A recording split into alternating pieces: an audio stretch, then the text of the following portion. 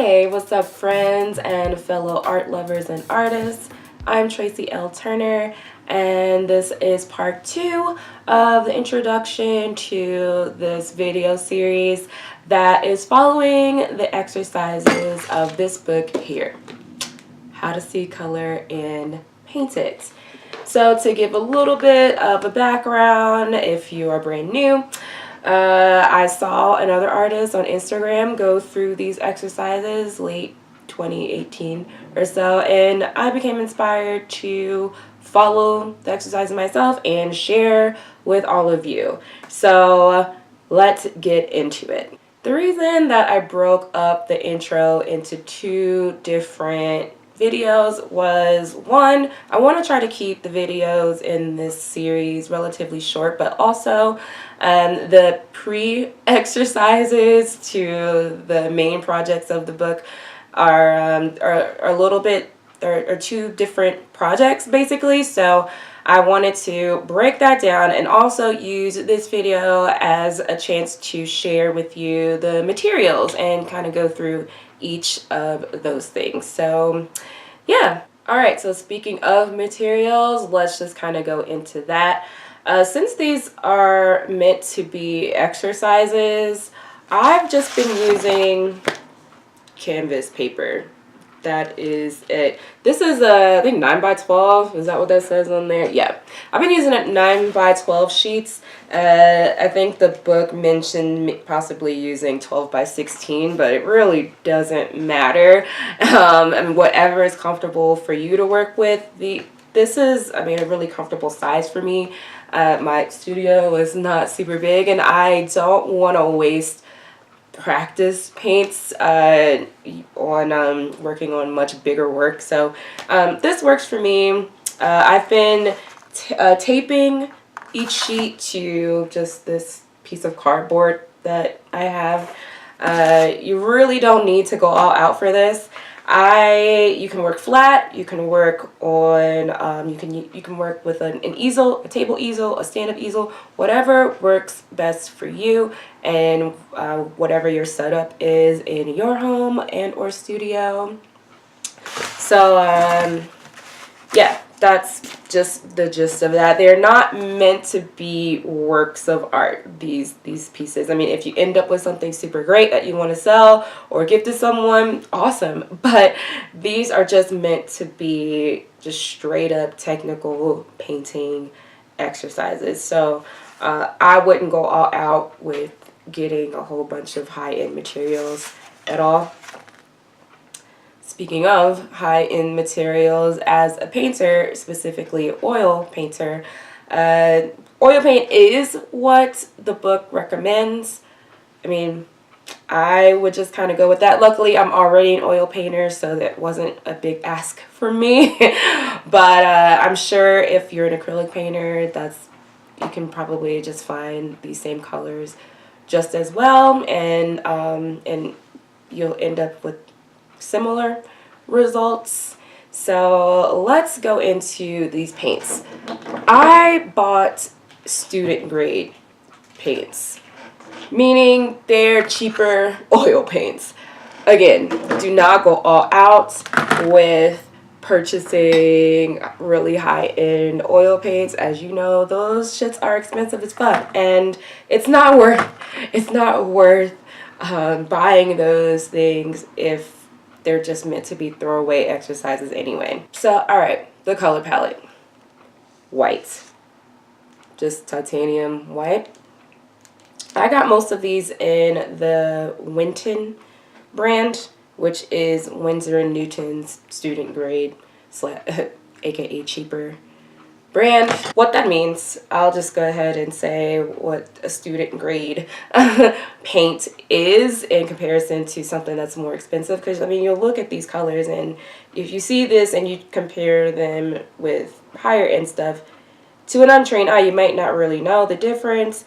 But the student grade paints just mean that there is more filler to pigment ratio versus a higher end brand. You'll get a much more rich color, and it'll behave a bit better and differently, because there just isn't as much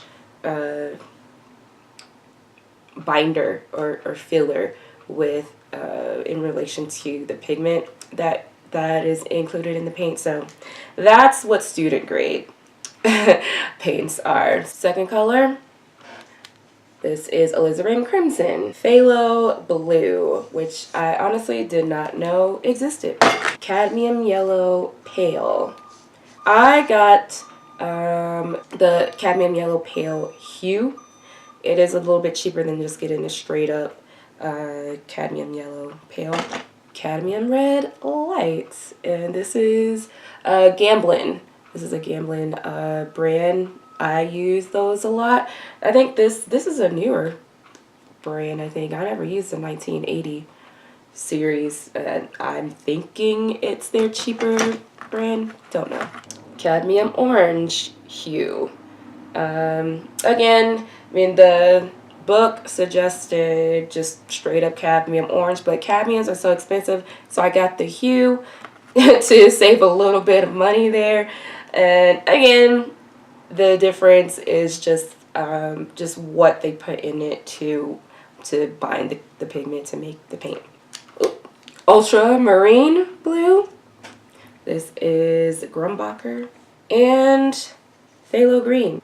Here they all are, just these 7 colors, and 2 of them are blue. How does that work, you ask? Well, the book does, at least initially, tell you how to mix these colors to make other colors, especially if you're a beginner and you're a little bit unsure where to start.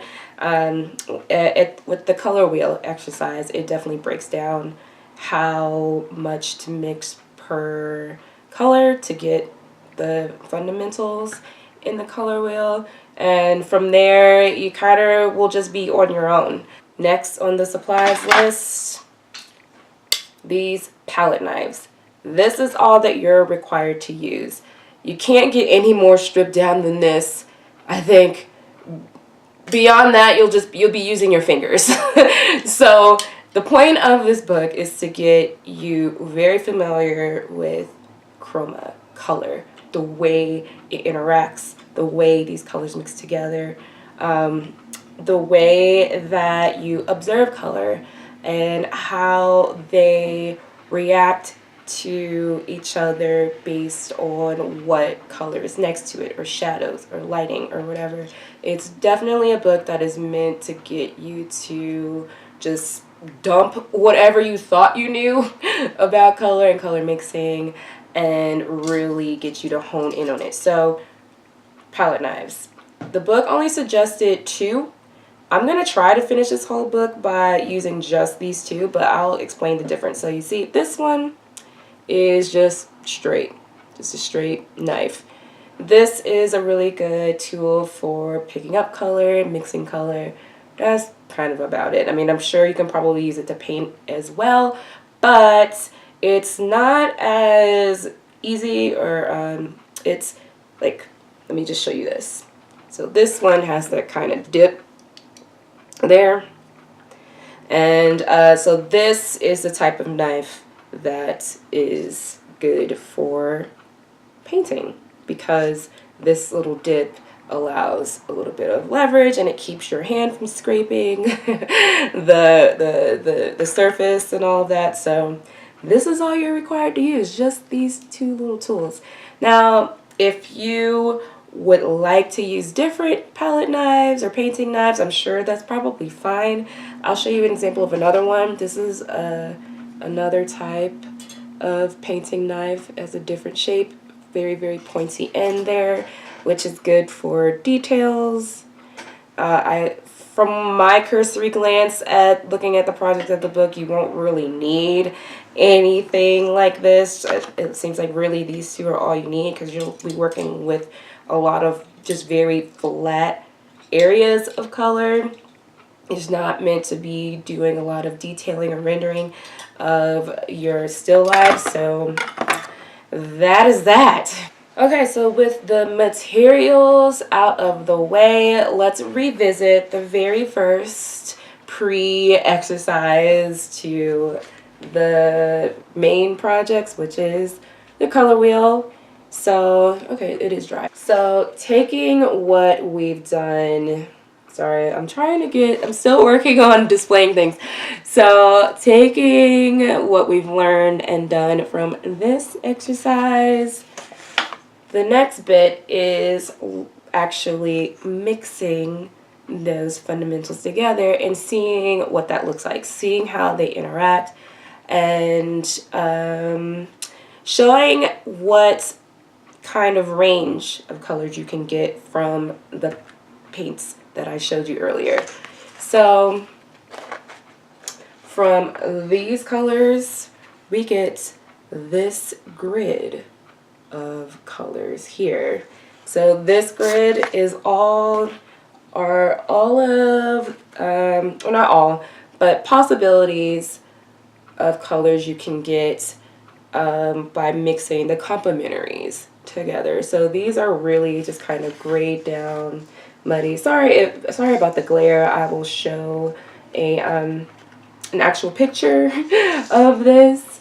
But yeah. So I made 1-inch squares. I think there's about 48 total, and they're actually the second one I'll show you looks way better. It's a little more organized. This one was not very organized. I was just kind of mixing and slapping color on there, and I was getting kind of frustrated because it looks like I mixed a lot of the same color. But I think the point is to see how the colors change and gray down when you mix their opposites.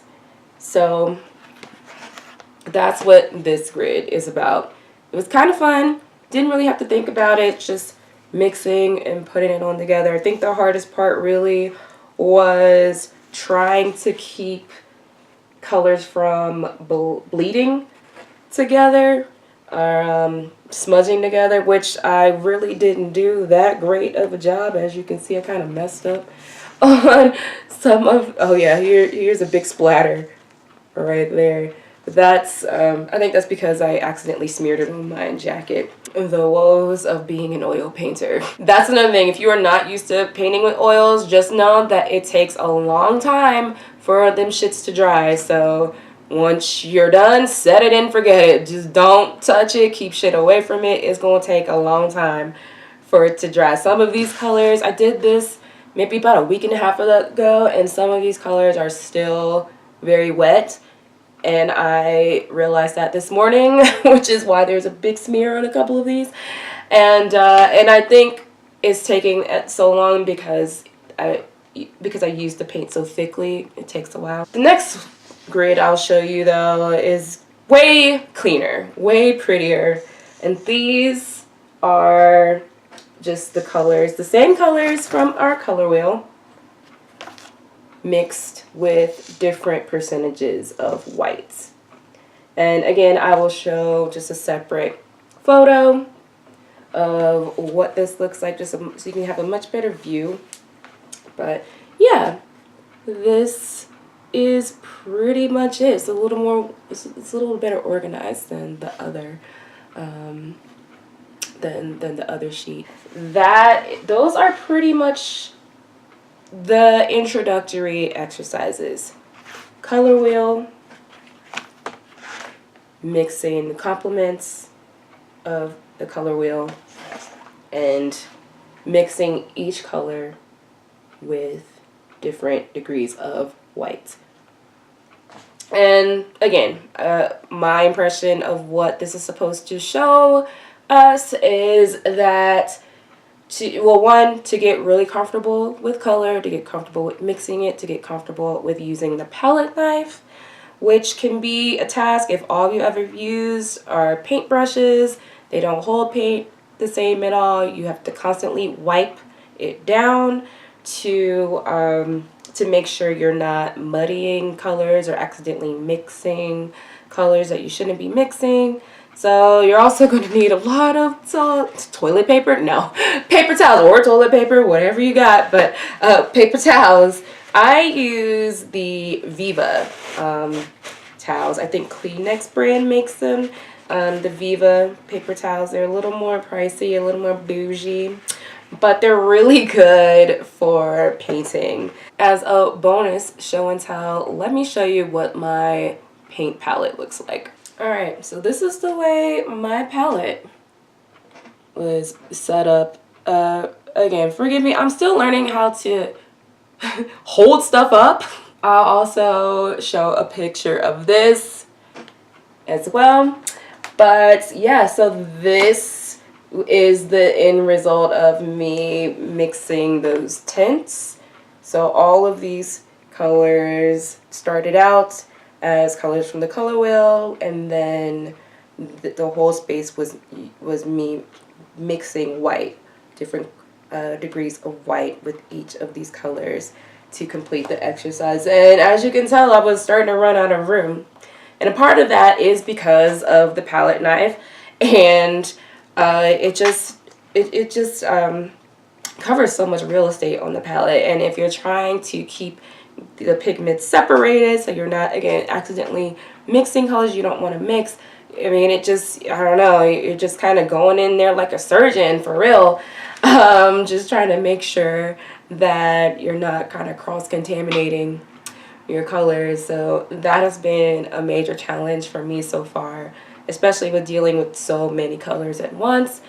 It's yeah, just maneuvering with these palette knives. I almost wish this wasn't a requirement, but I understand why they're trying to make you do it. I'm gonna try to stick with it though and be disciplined and really challenge myself to say no to brushes and do the exercises as intended, and that way I can bring you guys very accurate results and to be an example if you are going to really follow this book step by step as it's asking you to do. Alright, so that ends all of the introductory exercises in the book. The next one will be the very first project, which is going to be a still life. The book requires that you set up the still lives yourself. So I will talk through that, what that's about, what that looks like, pros, cons, all of that, and show you what I ended up with at the end of the project. If you missed anything from this video, especially the paint colors, I will not make you rewind and pause and try to go back and find out what that is, how the fuck they're spelled. I will leave that information in the description box below. Also, there will be a link to where you can purchase the book, so if you want to follow along or come back later and share the results of what you've worked on, I would love to see it. And yeah, I will see you in the next one, project number 1. All right, take it easy, have a great week, bye.